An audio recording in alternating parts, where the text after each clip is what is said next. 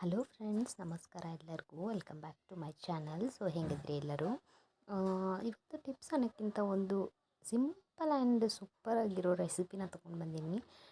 ನಾವು ಅಡುಗೆ ಮಾಡುವಾಗ ಎಷ್ಟು ಸಿಂಪಲ್ ನಾವು ಮಾಡ್ತೀವಲ್ಲ, ಸೊ ಅಷ್ಟೇ ರುಚಿ ಇರುತ್ತೆ. ಯಾವುದೇ ಜಾಸ್ತಿ ರುಬ್ಬೋದಿಲ್ಲ, ಏನಿಲ್ಲ. ನಾನು ತೋರಿಸ್ತೀನಿ ಫ್ರೆಂಡ್ಸ್ ನಿಮ್ಗೆ.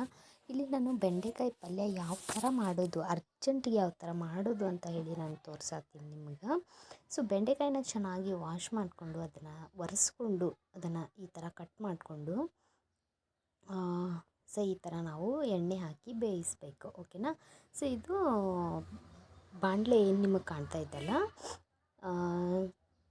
ಅದೇನು ಕಲರ್ ಆಗಿತ್ತಲ್ಲ ಅದೆಲ್ಲ ಬೆಂಡೆಕಾಯಿದೆ. ಅದನ್ನೇನು ವಾಶ್ ಮಾಡೋ ಅವಶ್ಯಕತೆ ಇಲ್ಲ. ಸೊ ಅದಕ್ಕೇ, ಯಾಕಂದರೆ ಅದ್ರದ್ದು ಒಂದು ಸ್ಮೆಲ್ ಇರುತ್ತೆ ಫ್ರೆಂಡ್ಸ್. ಅದೇ ಥರ ನೀವು ಹಾಗೆ ಮಾಡಿದ್ನಂದರೆ ಅದು ರುಚಿನೇ ಬೇರೆ ಬರುತ್ತೆ. ಒನ್ ಟೈಮ್ ಟ್ರೈ ಮಾಡಿ ನೋಡಿರಿ ನೀವು. ಇದು ಒಂದು ಟಿಪ್ ಆಯಿತಾ. ಆ್ಯಂಡ್ ಸೊ ಇವಾಗ ಇಲ್ಲಿ ನಾನು ಎಣ್ಣೆ ಹಾಕಿದ್ದೆ, ಆಮೇಲೆ ಈರುಳ್ಳಿ, ಹಸಿಮೆಣಸಿನ್ಕಾಯಿ ಹಾಕಿ ಚೆನ್ನಾಗಿ ನಾವು ಕೆಂಪಾಗೋವರೆಗೂ ಫ್ರೈ ಮಾಡ್ಕೋಬೇಕು. ಓಕೆನಾ? ನಿಮಗೆ ಕ್ವಾಂಟಿಟಿ ನೋಡಿ ನೀವು ಹಾಕ್ಕೋರಿ. ಓಕೆನಾ? ಇಲ್ಲಿ ನಾನು 2 ಈರುಳ್ಳಿ ತೊಗೊಂಡಿದ್ದೆ, ಸ್ಮಾಲ್ ಸೈಜಿಂದು. ಸೊ ಇವಾಗ ನೋಡ್ಬೋದು ಇಲ್ಲಿ ನೀವು ಒಂದು ಸ್ವಲ್ಪ ಕಲರ್ ಚೇಂಜ್ ಆಯ್ತಲ್ಲ.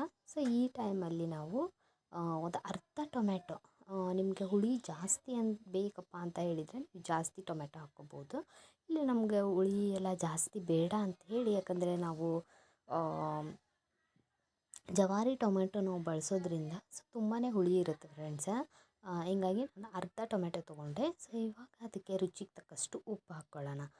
ಉಪ್ಪು ಹಾಕ್ಕೊಂಡು ಚೆನ್ನಾಗಿ ಟೊಮೆಟೊ ಎಲ್ಲ ಸ್ವಲ್ಪ ಸಾಫ್ಟ್ ಆಗೋವರೆಗೂ ನಾವು ಬೇಯಿಸಿದರೆ ಚೆನ್ನಾಗಾಗುತ್ತೆ. ಅದಾದಮೇಲೆ ಚೂರು ಅರಸಿನ ಪುಡಿ ಹಾಕಬೇಕು. ಸೊ ಹಾಕಿ ಚೆನ್ನಾಗಿ ಬೇಯಿಸ್ಕೋಬೇಕು. ಟೊಮ್ಯಾಟೊ ಸ್ವಲ್ಪ ಬೇಗ ಬೇಯಬೇಕಪ್ಪ ಅಂತ ಹೇಳಿದರೆ ಆ ಟೈಮ್ ಒಳಗೆ ನೀವು ಟೊಮ್ಯಾಟೊ ಹಾಕಿದ್ಮೇಲೆ ಉಪ್ಪು ಹಾಕಿಬಿಡ್ರಿ. ಸೊ ಬೇಗ ಬೇಯ್ದುಬಿಡುತ್ತೆ. ಟೊಮ್ಯಾಟೊ ಫುಲ್ ಮ್ಯಾಶ್ ಆಗಿಬಿಡುತ್ತೆ. ಸೊ ಇಲ್ಲಿ ನೋಡ್ತಾ ಇರ್ಬೋದು ನೀವು. ಓಕೆ. ಸೊ ಇವಾಗ ನೋಡಿರಿ, ನಾವು ಫ್ರೈ ಮಾಡಿ ಇಟ್ಕೊಂಡಿರೋ ಬೆಂಡೆಕಾಯಿ ಏನಿದೆ ಅಲ್ಲ, ಸೊ ಅದನ್ನು ಬಾಣಲೆಗೆ ಹಾಕಿ ಚೆನ್ನಾಗಿ ಮಿಕ್ಸ್ ಮಾಡಬೇಕು. ಇವಾಗ ನಾನು ನಿಮಗೆ ಹೇಳ್ತೀನಿ ಫ್ರೆಂಡ್ಸ್, ಯಾವುದೇ ನಾನು ಮಸಾಲ ಹಾಕಿಲ್ಲ, ಬರೀ ಒಂದೇ ಒಂದು ಮಸಾಲ ಹಾಕಿದ್ದೀನಿ ನಾನು. ಸೊ ಅದು ಯಾವುದಂತ ಮುಂದೆ ತೋರಿಸ್ತೀನಿ ನಿಮ್ಗೆ. ತುಂಬಾ ಟೇಸ್ಟಿ ಆಗುತ್ತೆ. ಓಕೆನಾ? ಆ್ಯಂಡ್ ಬೆಂಡೆಕಾಯಲ್ಲಿ ಸುಮಾರಷ್ಟು ಬೆಂಡೆಕಾಯಿ ನಾನು ಮಾಡ್ತೀನಿ. ಅದನ್ನು ನಿಮ್ಗೆ ಬೇಕಂತ ಹೇಳಿದರೆ ಕಮೆಂಟ್ ಮಾಡಿ ಹೇಳ್ರಿ, ಯಾವ ರೆಸಿಪಿ ಬೇಕಂತ ಅದನ್ನು ನಾನು ಶೇರ್ ಮಾಡ್ತೀನಿ. ಇಲ್ಲಿ ನೋಡ್ಬೋದು ನೀವು 1 2 3 Maggi noodles.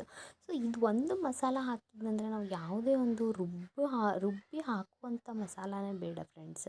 Simple and tasty ಅಂತಲೇ ಹೇಳ್ಬೋದು. ಸೈಡ್ ಡಿಶ್ಗೆ ನಿಮಗೆ ಚಪಾತಿಗಾಗಿರ್ಬೋದು, ರೊಟ್ಟಿಗಾಗಿರ್ಬೋದು, ರೈಸಿಗೆ ಸತ ತುಂಬ ಅಂದರೆ ತುಂಬಾ ರುಚಿ ಕೊಡುತ್ತಿದ್ದು. ನಮ್ಮ ಮನೆಯಲ್ಲಂತೂ ತುಂಬಾ ಇಷ್ಟ ಈ ಥರ ಮಾಡಿಕೊಟ್ರೆ.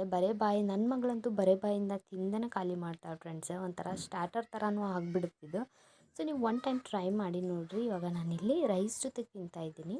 ತುಂಬಾ ಟೇಸ್ಟಿಯಾಗಿತ್ತು. ಆ್ಯಂಡ್ ಈ ರೆಸಿಪಿ ನಿಮ್ಗೆ ಇಷ್ಟ ಆಗಿತ್ತಂದರೆ ಸೊ ಪ್ಲೀಸ್ ಕಮೆಂಟ್ ಮಾಡಿ ಹೇಳಿ ನನಗೆ. ಮತ್ತು ನೆಕ್ಸ್ಟ್ ಯಾವ ರೆಸಿಪಿ ನಿಮಗೆ ಬೇಕಪ್ಪ ಅಂತ ಹೇಳಿ. ಓಕೆನಾ? ಸೊ ಸಿಗೋಣ ಮತ್ತು ನಾಳೆ ಒಂದು ಹೊಸ ವಿಡಿಯೋ ಒಳಗೆ. ಓಕೆನಾ?